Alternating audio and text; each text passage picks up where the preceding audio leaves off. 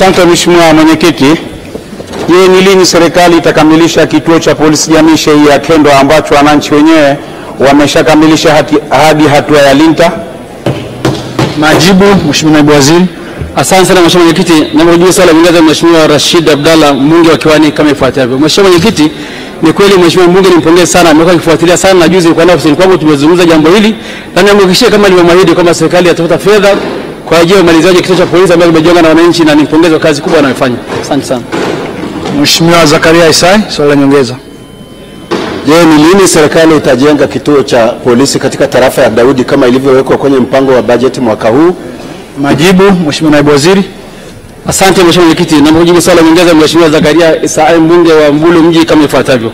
Mheshimiwa Mwenyekiti, ni kweli kituo cha polisi cha Daudi tupo kwenye mpango na tunatafuta fedha. Tukishapatikana tunapeleka fedha kwa ajili ya ujenzi wa kituo hicho tayari kwa ajili ya kuhudumia wananchi wa tarafa ya Daudi pamoja na wilaya ya Mbulu. Asante sana.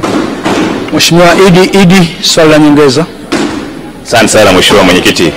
Mheshimiwa Mwenyekiti, ni lini sasa serikali itajenga kituo cha polisi makao makuu ya halmashauri, kwa kuwa tayari mkurugenzi ameshatoa eneo na mimi mbunge nimechangia tofali 5,000. Sasa nini commitment yako Naibu Waziri ya kuanza ujenzi huu haraka iwezekanavyo? Majibu, Mheshimiwa Naibu Waziri.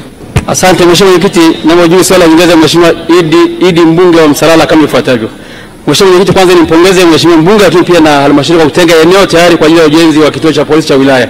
Na nimhakikishie serikali hii sikivu ya Dkt. Samia Suluhu Hassan inayojali usalama wa raia na mali zao itatenga fedha kwa ajili ya ujenzi wa kituo cha polisi cha wilaya kule halmashauri ya Msalala. Asante sana.